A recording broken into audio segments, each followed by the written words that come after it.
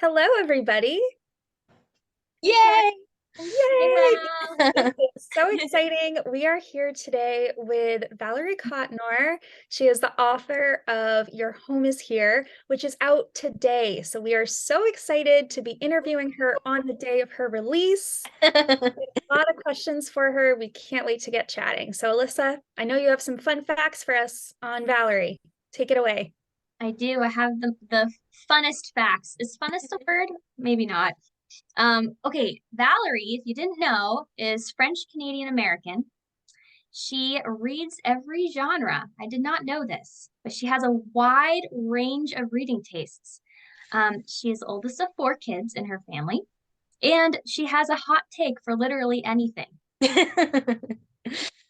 She Give us hosts. a hot take. Oh yeah, yeah. We will give us a hot take now on the spot. Let's I know hear I have that an one. opinion on literally everything. Like the biggest thing recently is anytime anyone mentions Prince Harry, I just like groan. Like and like his new books, The Spare, I'm just like, and then so many of my friends are like, you have an opinion on that? And I'm like, yes, I absolutely do. So Okay, noted. We'll have to ask you more questions on that later. That's great. Um, Valerie also hosts and leads a local book club called the Spill the Tea Literary Society. Is that correct? Yes. Okay. She published her first book at age 16 before KDP even existed. That's Pretty correct. impressive. Yeah. And she is also a freelance writer, which I had no idea. Yeah. Yep. Surprise. So cool. That's so fun. What do you do freelance for? So I write for my cousin's education curriculum website. So I'll write novel studies. I do a lot of stuff for her, like social media, her blog posts, and then whatever random things she comes up with. I'll write nonfiction history articles for fifth graders and stuff like that. So I always feel like I get to use my history degree along with some of the different reading and writing things that I enjoy by, especially reading middle grade novels. Is like, I mean, the fact that I get paid to do that is just a little too much sometimes, but yeah. That's That's so fun. yeah, that's amazing. And actually it all makes sense now because I've seen you do these novel studies and I'm like, what is she doing this for? Like, is she a teacher? It's like, I don't know if she's a teacher. So it all makes sense now. I'm like, that is the thing. So yes, yeah. So I'll prep the words, so to speak, the questions and the activities based off the novel, and then my cousin will put it together and make it pretty, basically with the graphics and all of that. So it's a good tag team effort. Yeah, sounds like that sounds That's awesome. great. Yeah. Speaking of novels, you wrote one. Your Home is Here. It's I out today. did. So happy for you. Could you give us a brief synopsis of what this is about? Oh, this is always the hardest part is like how Right? to condense into a succinct synopsis. So basically, Your Home is Here is about 21-year-old Bridget who has lived in Prince Edward Island for the last 7 years with her grandparents after her parents passed away, but she's from Boston. So when she finds out on her 21st birthday, she's inherited her father's estate in Boston. She now is going to go back and decide, do I want to live in Boston? Do I want to live in back in Prince Edward Island with my grandparents? There's, obviously a variety of opportunities in each place. She brings her best friend Cynthia with her, and it's basically a harrowing tale of friendship and two romances and just Bridget walking on this journey of trying to understand what does God have for her future, where does her choices and God's sovereignty lie, and wrestling with that as a young adult. So beautiful. Um, yeah, and that was like the perfect summary of everything because, both Jordan and I read your book and we're like, yeah, yeah, that's so accurate because everything you talked about, it's very well done, very well done. Thank you. Which leads us into our first kind of main question of about your story. What inspired you to write Your Home is Here? Yes, so it's like most of my story ideas, there's always a lot of factors that come into it. Originally, I I I essentially have had Bridget as a character in my mind for a long time. And when I was 18 or 19, my family was on a trip to the mountains, and I always get inspired in the mountains. And we were walking around and we were seeing a historic house, this big white house, and it kind of reminded me of Bridget's estate. And I was like, what if she had to decide, like, what's she going to do with that estate? Like, of course, Prince Edward Island has been her home for 7 years, but what if she goes back and she meets a dashing gentleman or what have you? And so that was kind of the seed of it. But there was a variety of different factors that played into like Cynthia's story and Cynthia's perspective and what she's going through, or their friendship with John Mark and the different things he wants for his life. And so it all kind of came together at different times until next thing you know, here it is. So yeah. Well, That's beautiful. great. Yeah, beautifully done. Sorry, Jordan, to cut you off. No, it's always fun hearing where people get their inspiration for their books. So it's really neat. Mhm. As I was reading it, I got major Anne of Green Gables vibes. I love Anne of Green Gables. So I just wanted to ask, how do authors like L.M. Montgomery and Jane Austen, these other authors that you reference as inspirations, how do they influence your writing style? Oh yeah, that's such a great question. I think that with as far as Ellen Montgomery, of course, her descriptions of Prince Edward Island are so beautiful. And I think a lot of books these days aren't written with descriptive settings usually. They're usually trying to cut to the chase, cut to the action in the dialogue. But her books are just slow and cozy and really immerse you into the setting. And so it makes you fall in love with a place you've never even been to. And so I think with Ella Montgomery, having fallen in love with Prince Edward Island and then later getting to actually visit it when I was younger, and seeing like it's real, like it is exactly how she described even today. That was obviously a huge inspiration. And I think wanting to emulate that feeling and that vibe of coziness, the slow life, different things like that. And then Jane Austen, I think, really inspired my both character and dialogue. So like for dialogue, I think Jane Austen's characters have such witty comebacks and just very interesting observations, and um they just it's always so she just has a way with words. And so I wanted my characters to have that same, obviously not the exact same level of elegance as Jane Austen's dialogue, because I mean only Jane Austen can do that, but a similar level of just how, or especially since my story takes place in the early 1900s, how would people interact with each other in terms of manners and etiquette, and how would they um react to someone who's being rude. I have some scenes where there's a dinner party and a character is being rude, and like how would someone react to that and put them in their place and different things like that. So trying to emulate that. And then it's on the character side, I think Jane Austen does also a really good job of having some introspection balanced out with the dialogue and action, and having characters really be aware of their morality and why they're making certain decisions and why people around them are making certain decisions. So I think that element of kind of having a character be aware of themselves, aware of how they can grow, that's a huge part of Bridget's character arc, as you both know, is kind of realizing her own um prejudice isn't the right word, but her own perceptions of the world and perception of herself and her friends, and trying to just continue to be, obviously in the context of a Christian book, unlike Jane Austen's books, trying to be a better Christian and have a better godly example for others. That was great. Um, it's actually funny that you mentioned, well, it's not funny, but I picked up on the whole Jane Austen dialogue part. Like you had some really good witty comebacks and things. I was like, wow, this is really good. Like, Yay. um, yeah, you totally pulled it off for sure. And definitely did a great job of setting the scene with the world, because I've never been to Prince Edward Island, but I really felt like I was there. Your descriptions were really beautiful.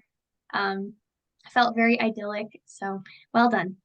Thank you. That was one thing I was, that doesn't always happen with the other books I've written, where I've actually been to the place I'm writing about. Obviously, that's ideal, but we can't all do that. But the fact that I was able to go to Prince Edward Island and then go to Boston, I actually went to Boston after I wrote this book. And then I went back and actually changed some things because I realized, like, oh, that's not accurate. That's not actually what Boston is like. And so I was able to kind of adjust some things according to that, or mention some places I'd been to and had actually seen. And obviously, with the cover, having the George Washington statue was like a really big thing. And so I added a scene with Bridget there and stuff like that. So it just helps make it feel real for myself and then for readers too. Yeah, that's great. And also, like, speaking of, how real you're making it for readers, your writing is very emotive as well. Like, you have a lot of emotions and so many feelings involved. I have so many feelings all the time. So, kind of along that, like, what would you say is your biggest strength as a writer? Would it be the emotional aspect, the dialogue? What do you think? Yeah, that's a good question. I know for sure my biggest weakness is action scenes, which is why I love historical fiction. I've dabbled in fantasy, but action scenes are definitely the hardest. I think in some books my dialogue is really strong, and then in other books it might be other aspects. I think in this one in particular, I think my strength is probably like what you were saying, Alyssa, like trying to describe the emotions of something. One thing I really focused on in this book in particular, because obviously every book there's a little bit of a different focus, was how do we really think when we're making certain decisions in terms of like if Bridget, there's a moment where Bridget decides to make a certain decision that we would say is not the wisest decision. And, so obviously as a reader, we're going to read that and go, oh, she shouldn't do that. But I wanted to describe, well, what would lead her to make that decision? How would she rationalize it? Because I think in a lot of books, we kind of have these characters that make decisions. And as a reader, we're kind of confused as to, well, why are they making this decision? So I really wanted to describe like how someone would rationalize their decisions and then obviously later come to realize I should not have justified that was wrong or what have you. So I think that was one strength I had in this book was trying to for Bridget and Cynthia to certain decisions they were making, like trying to help readers understand why they were making those decisions. So I don't know how you would describe that, but whatever that is. So Yeah, I definitely think you accomplished that. And even when you mentioned the dinner scene, how there were some witty comebacks and some banter, I think why that scene was my favorite was because it wasn't just people bantering with each other. There was that context of that emotional buildup that led to that. And so as they're saying all these comebacks and everything, you also read between the lines and see their hidden motives as well, or what they're not saying. So right, I right, think you did a exactly. really good job doing that. Thanks. Of course. Well, to backtrack a little bit, you mentioned Prince Edward Island and Boston. So why did you choose those two places as your locations? Yeah, yeah, absolutely. So, as you have alluded to, this book is heavily, heavily inspired by Anne of Green Gables. So that Anne of Green Gables is truly why I chose Prince Edward Island. And really for Boston, this is going to sound probably a little pathetic, but I literally looked at the map and tried to see which is the closest, ish, most, or the closest biggest city in like northeastern United States to Prince Edward Island because I wanted her to be from America, but I didn't want it to be like New York City or something. I wanted it to be different, and so I just chose Boston. I'd never been. I didn't know anything about Boston. My mom is from Massachusetts. She was born in Massachusetts. I think that was All partially right. I chose. Yeah, you're good. I think that was partially why I originally, it was a while ago. So I think that was partially why I chose Boston. It's like, oh, mom's from Massachusetts. I'll just pick the biggest city in there. But then ironically, right, I did end up going a couple of years ago and fell in love with Boston. So when I was editing it, it was actually, it was even more personal that I had chosen Boston. So it almost feels, I mean, obviously God sovereignly chooses everything, and so it isn't providential, but it feels like okay, that was not a coincidence that I chose Boston. So That's so special. And how did you end up choosing those certain historical details to include? yeah, you mean as far as setting? Yeah, like I know you mentioned there was a restaurant, I think it was a Yes. clam. Yeah. How did Yeah, how did you choose little details like that? Yeah, I when I was going back and trying to add those extra details to make it feel like, yes, this is actually Boston, not just any old city, I just thought about what I had done, what I had really enjoyed, and what settings would feel, I think, compelling for certain conversations that the characters were having because they talk a lot. And I feel like that's all they do is just, move from one setting to the next to talk, but it's fine. That's where the Jane Austen influence, I think, comes in. So like at one point I knew they had to get lunch because we all have to eat. And so I thought, oh, they have to go to the Union Oyster House because I had a really fun experience there. It's the oldest restaurant, I think, in America, right? In the whole I country. have no idea. I'm pretty sure. And so More than us. yeah, so I just thought that would be a fun way to add a like historical fact in the book.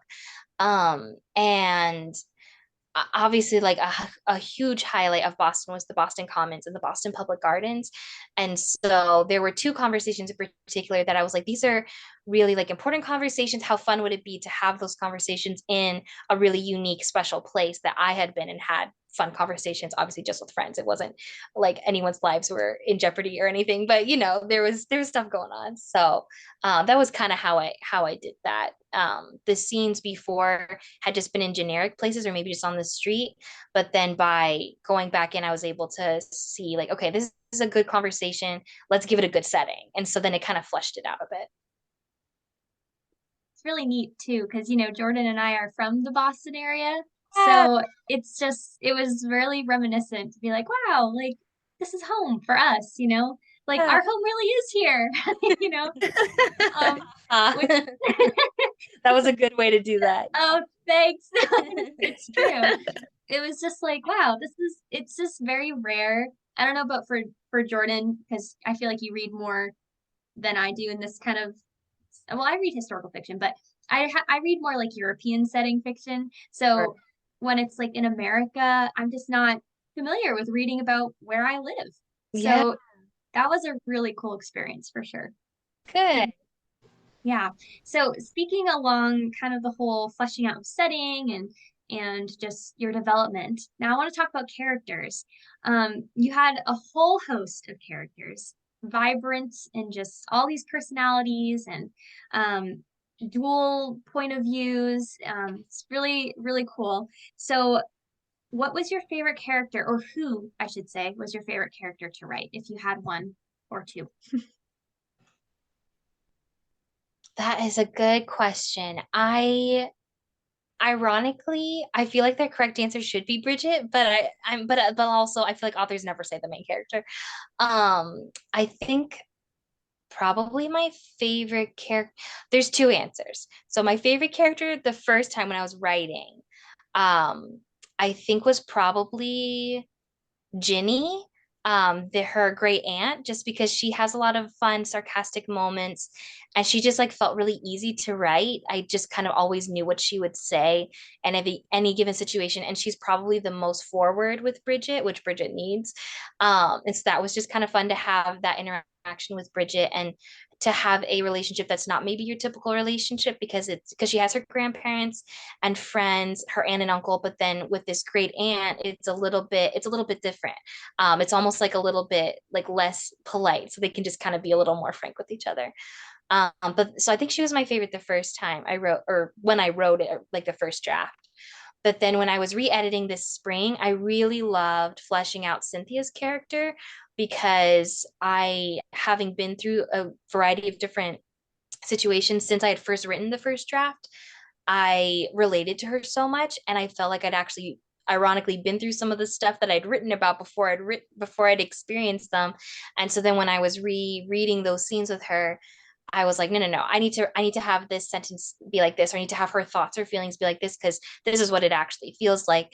And so it was cool to be able to connect with Cynthia in that way, and both to flesh out her character, but also to see that, oh, like there's a character for everyone. There's Bridget, who I know certain people can relate to, ironically mean maybe not as much. And then there's, people like who are more like Cynthia and can relate to her. So I think she was my favorite the second time.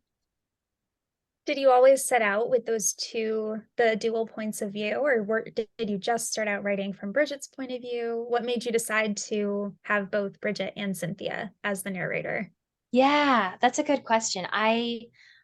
I'm pretty sure because this was a while ago because I wrote the first draft about 7 years ago, which is crazy. It doesn't feel like it was that long ago, but here we are, college and all that later. But I'm pretty sure because when I had first come up with these characters, Cynthia was kind of that perfect best friend that always had the right Sunday school answer, that always did the right thing. And so when I was thinking about her as a 21-year-old with Bridget, I started to think, what if life wasn't quite so picturesque when you're an adult as, you imagined it as a kid? And so that's when I thought, I was starting to think that her perspective would balance out Bridget's. If I could rewrite it completely, I think I would have had more of her. Because it's dual perspective. Obviously, it's mainly Bridget. But as it is, I think that was it's fine as it is. And that was my main thought, was to have the two, to have two friends. It's not really common to have books where have a bit of the perspective of the best friend. So I thought because in movies and in books, you always have this really strong character that everyone's drawn to, and then there's the best friend that usually gets neglected, cast aside, whatever. So what would it be like to actually be in her head and to see the world through her eyes, which you can only see if you're in her perspective. So that was kind of the inspiration there. It was That's really definitely, neat. yeah, for sure. It was really unique too, because usually you have the perspective of like, I'm used to a lot of novels where you have like the main character and the love interest, So it was nice to kind of have just the friendship. Mhm. And sweet too with the I don't know if this is spoilery, but two romances, which was sweet. So I always appreciate a good Yes. romance. I know, you're gonna have a love triangle, then someone, like, you can't just leave someone by themselves. That is not okay. So Right. I mean, I agree. I don't like love triangles because they just stress me out. But if you have one, they need to end happily because I'm just like I can't deal with that. exactly. So you did a good job with that for sure. Um, so we've kind of talked a little bit about this. You've touched upon it, but how was it? Well, what was it like, or how did it go incorporating your faith into writing this novel? It was very hard. It was not easy. I definitely see writing Christian fiction is not for the faint of heart. For whatever reason, talking theology, talking about my faith in person is easy, but then trying to translate it on paper and have it not sound cliche, or having to touch on something without literally giving you the theological basis for XYZ is really difficult. So it yeah, so it was hard. It took a lot of work, but it was also something that I felt, especially the more times I was reading through it and editing, that I felt was, because the first time I wrote it, I was like, I don't know about this. I feel like some of this is kind of cheesy. And then as I was edited, I'd feel kind of, I don't know what the right word would be. Not really, like, bogged down or just discouraged about, like, I don't think this is coming across quite right. And then when I was finally finishing and doing like the major edits this year, I realized, like, I have something important to say. I have something to give based off my experiences as a young adult, owning their own faith. And so I feel like even though it's hard, I know there's a way that I can describe what I'm trying to describe in a way that doesn't sound cliche and it's not heretical. So I just worked really hard in phrasing things.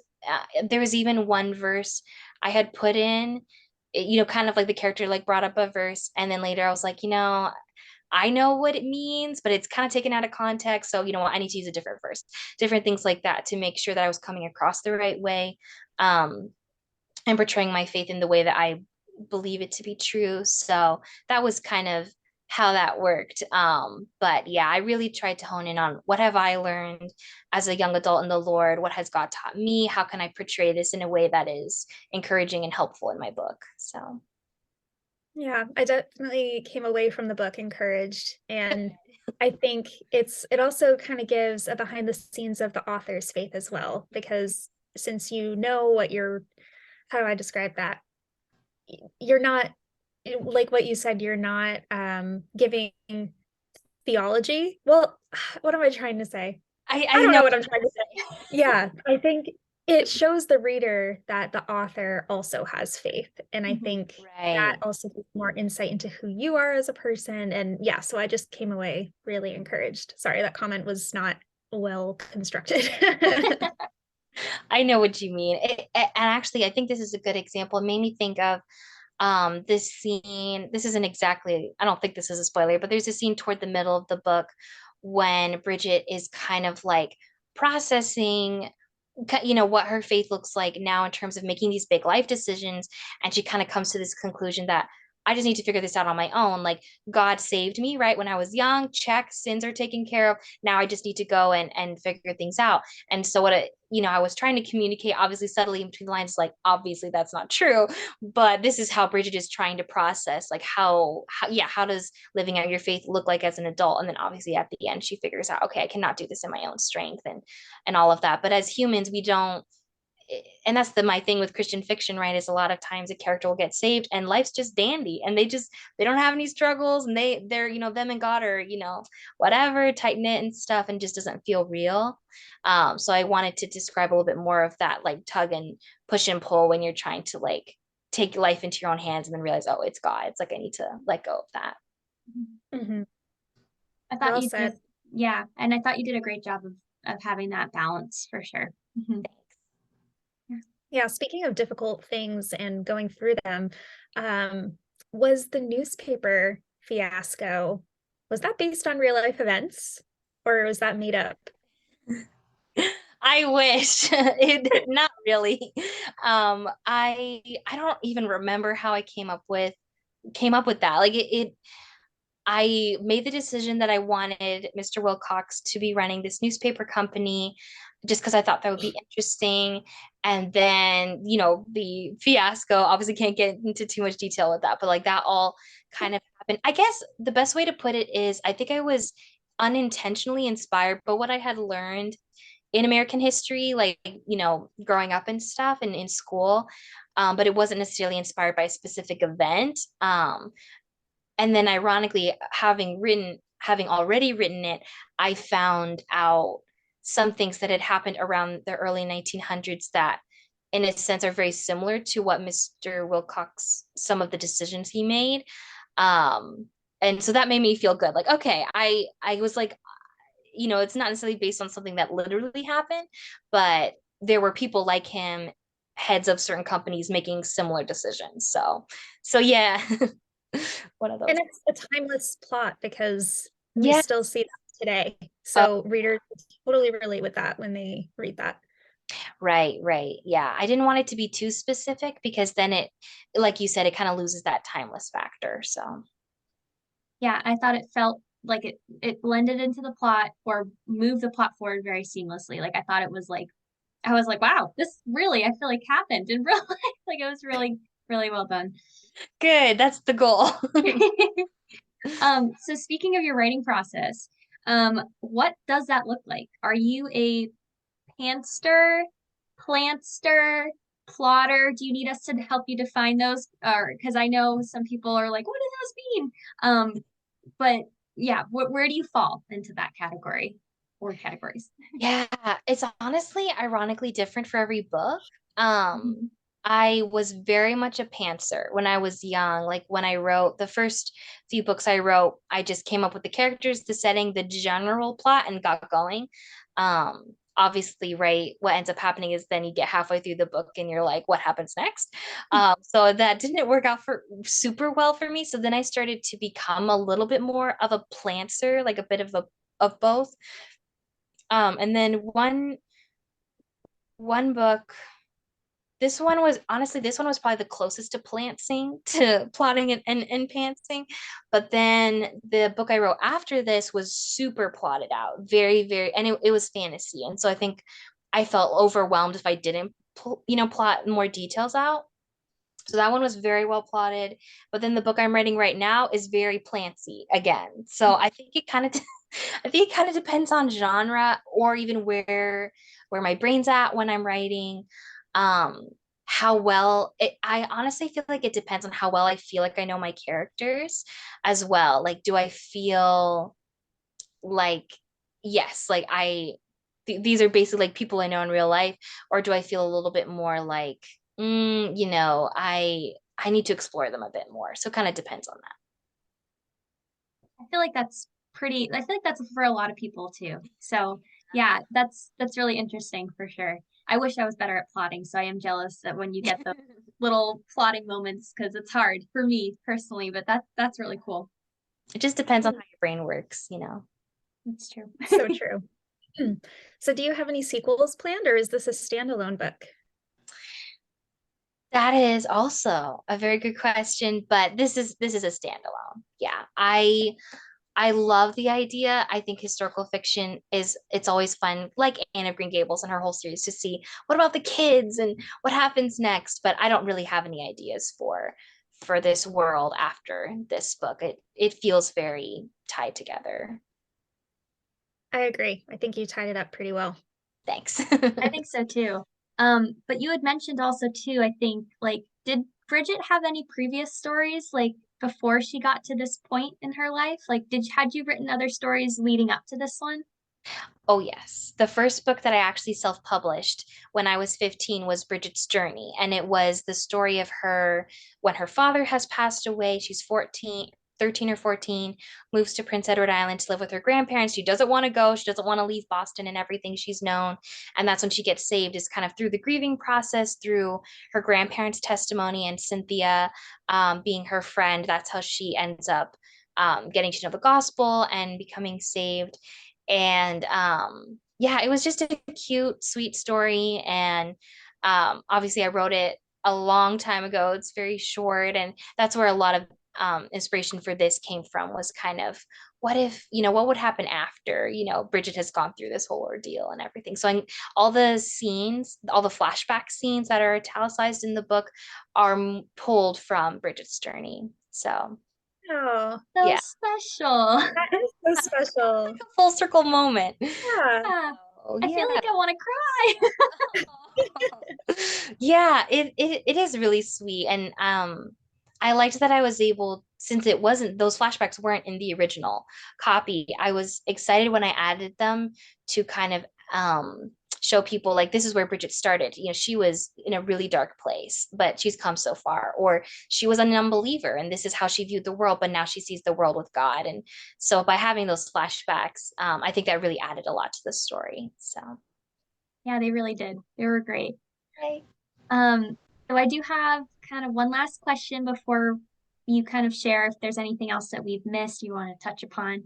But the last question that we have for you is, what other writing projects are you working on currently? And you may have already touched upon this briefly, but is there anything, because I know you said fantasy or maybe another historical fiction. What does that look like for you? Yeah, just like how you said, I read a lot of genres. I also write a lot of genres. I can't seem to pick a lane, but that's okay. I have finished writing a fantasy novel that is super ridiculously long.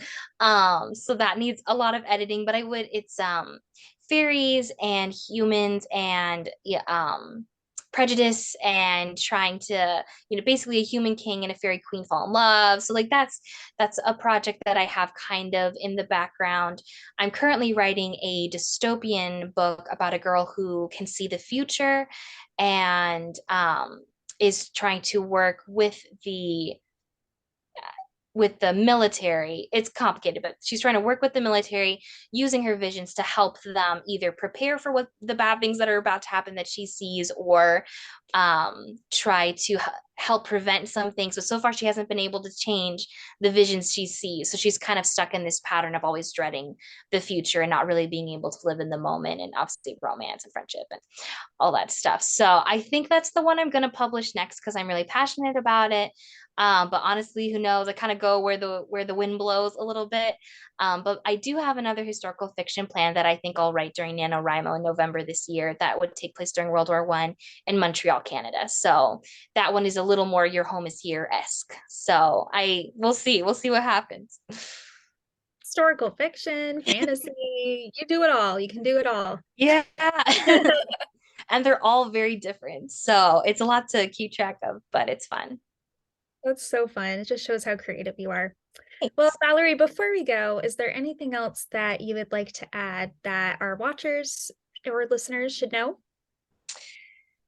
I feel like I touched on a lot of the themes and different aspects of the novel and where it came from. So I can't necessarily think of anything besides, yeah, I mean it's basically my heart in a book. And so Good. there were a lot of places where I was not holding back. I was letting, kind of like Alyssa was saying, just letting all the emotions seep through the pages. And so if you enjoy introspective novels and an emotional journey or a spiritual journey, I think that this is the book for you, especially if you like early 1900s historical fiction. So Good. Yay! That's so great. Thank you so much for joining us tonight or today, because this is probably going to air in the morning for you viewers out there. Thank you so much. This was great. Like we just loved getting to know your heart and the story behind the story, and just for, Bridget's journey is like your journey, like as you're journeying as a writer. Like I feel like you grew alongside her, which was really sweet, and we got to glean from just that growth and that joy. And so thank you so much for sharing your heart. yeah, thank you. And I'm so grateful for both of you for endorsing my book and reading an early copy and writing such kind things about it and leaving early reviews. It meant so much to me and gave me that push that it's okay, push through imposter syndrome. It's worth it and people will like it. And yeah, so I really, really appreciate that. They definitely will like it. We'll have the book link down below so you Yep. can purchase it. Thank you so much, Valerie, for joining us. We're so blessed to have interviewed you, and we will see you in person I next know. month. I still can't believe it. It feels unreal. Yeah. We can't wait. It's gonna We're be so so much excited. fun. Yeah. Yeah. So until then, that's when I'm going to get my copy signed. So, all right. Well, have a Have a great good night. rest of your day. Bye. I Bye. thank you guys. Love you. Love you too.